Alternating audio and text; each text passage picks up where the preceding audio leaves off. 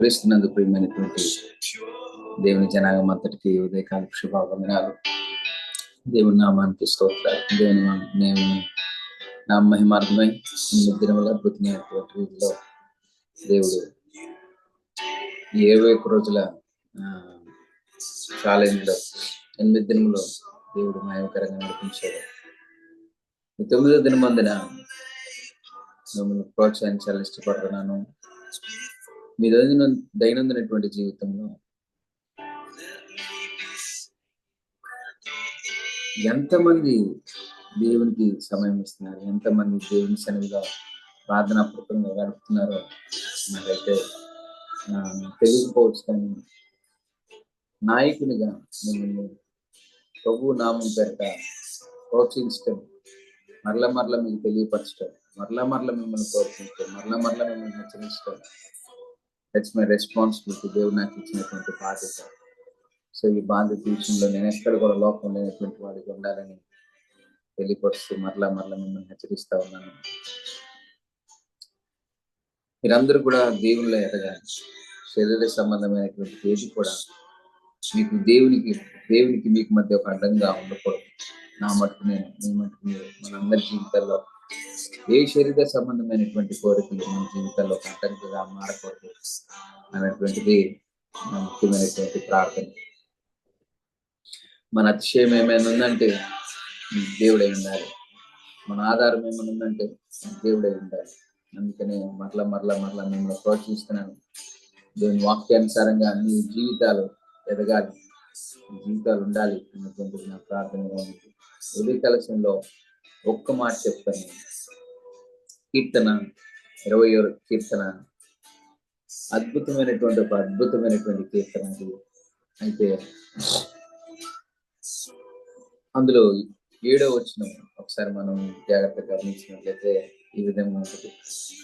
కొందరు రథమును బట్టి, కొందరు గుర్రములు బట్టి అతిశయపరుచున్నారు. మనమైతే మన దేవుడైన యెహోవా నామమును బట్టి అతిశయపడుదుము. హల్లెలూయా. such a powerful word. కొందరు రథాలను బట్టి అతిశయపడతారు, కొందరు గుర్రాలను బట్టి అతిశయపడతారు. మనమైతే మన దేవుడైన యెహోవాను బట్టి అతిశయపడుచున్నాం. చూడండి, ప్రాస్పరిటీలో మన యొక్క అతిశయం ఎక్కడ కూడా ఉండకూడదు. కానీ ఆ ప్రాస్పరిటీ యొక్క ప్రొవిజన్ ఎవరిచ్చారంటే దేవుడిచ్చాడు. అది మన అతిశయం ఎప్పుడు కాకూడదు. యవన జీవితంలో ఉద్యోగం కలిగి ఉన్నా, వ్యాపారం చేయగలిగినటువంటి శక్తి కలిగి ఉన్నా, లేకపోతే whatever it may be, బాగా చదవగలుగుతున్నా, బాగా మాట్లాడగలుగుతున్నా, whatever it may be, ఏదైనా కానీ దేవుని బట్టే మన అతిశయం. తెలిసి మీకు మనవి చేస్తున్నాను, ఈ దేవుని జనాంగమా, ఏమని బిడ్డారా,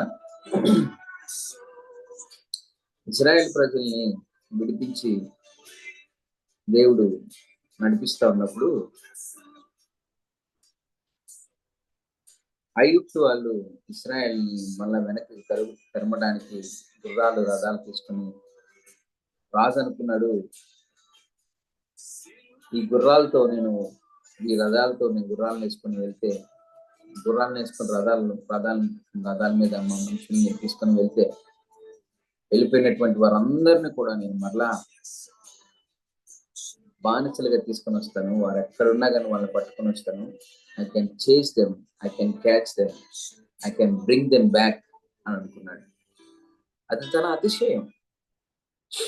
కానీ వీరికి తేడా ఏంటంటే వారు గుర్రాలు అతిశయంగా మార్చుకున్నారు. ఇశ్రాయేలు ప్రజలు దేవుడే తమ ఆశ్రయాస్పదముగా మార్చుకున్నారు. గుర్రాలు, రథాలు ఇవన్నీ కూడా వారికి అతిశయం ఉన్నాయి అక్కడ. కానీ ఏమి జరిగింది?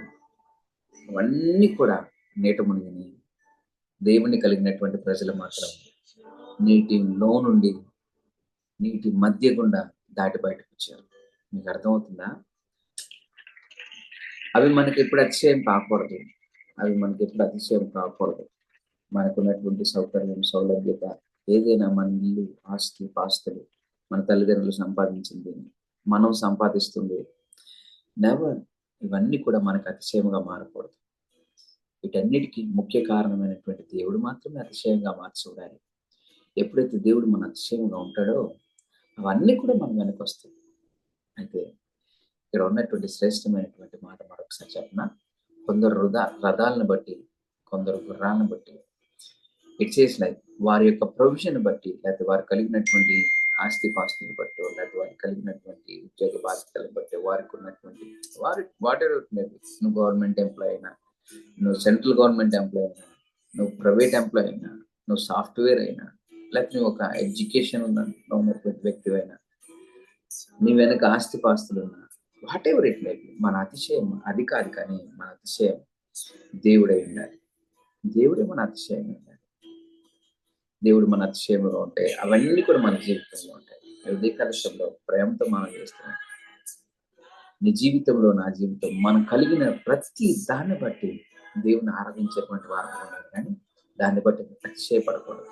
అందుకనే యేసుప్రభువు వారు పుట్టినప్పుడు, శిశువుగా ఉన్నప్పుడు జ్ఞానం తీసుకొచ్చి బంగారం, సాంబ్రాణి, బోలం అవన్నీ తీసుకొచ్చారంటే ఎర్త్లీ పొజిషన్స్ ఏవైతే ఉన్నాయో అవన్నీ కూడా ప్రభు వారికి అర్పించి అంటే వీటన్నిటికంటే నువ్వే శ్రేష్టమైన వాడు అయ్యా అని చెప్పారు. నా జీవితంలో మనం ఏం చేస్తున్నా, ఏం సంపాదించినా, ఏం కలిగి ఉన్నా అవన్నీ కూడా ప్రభు పాదాలు చెప్తుండాలి. మన జీవితంలో ప్రభువే హెచ్చుగా ఉండాలి. అప్పుడు మన దేవుడు మనల్ని ఆశీర్వదిస్తాడు. నువ్వు అలా ఉండాలని నా ప్రార్థన, నేను అలా ఉండాలని నా ప్రార్థన. మనందరం కూడా దేవుడే మన అతిశయాస్పదము ఉండాలని దేవాది దేవుడు కలిసి మనకు సెలవిస్తున్నాడు. దేవుడి మాటలు జీవించినట్ల వాటి చేసి ప్రార్థన చేస్తాను అండి. ప్రార్థన. ప్రేమ నమ్మకం కలిగిన మా ప్రియ పర్లకండి, మీ ఘనమైన నామాన్ని బట్టి ముఖ్యంగా మా జీవితంలో ఏమున్నా, ఏం లేకపోయినా నిన్ను మా జీవితాల్లో నిన్ను ఆరాధించడానికి, నీ నామాన్ని గణపరచడానికి, నీవే మా అతిశయాస్పదముగా ఉంటానికి ఒక ప్రయత్నం ప్రార్థిస్తున్నాను. లోక సంబంధం ఏది కూడా మా జీవితంలో ఒక అతిశయముగా మార్చబడకుండా నీవే మా అతిశయముగా ఉంటానికి, నిన్ను బట్టి మేము ఆనందించడానికి, నిన్ను బట్టి మేము ఉన్నతముగా అయినా హర్షించడానికి, నీలో మా ఆనందం, నీలో మా ఆశ్రయం, నీవే మా దుర్గమని మేమందరం కలిసి నీతో కలిసి జీవించేటువంటి గొప్ప భాగ్యం నా బిడ్డలకి అయినా నీ బిడ్డలెల్లరికి అనుగ్రహించినారు. ప్రార్థించడి వేడుకుంటున్నాం మా పర్లకు తండ్రి. ఆమేన్, ఆమేన్, ఆమేన్. God bless you. God loves you. So do I. Amen. దేవుడు మిమ్మల్ని దీవించును గాక.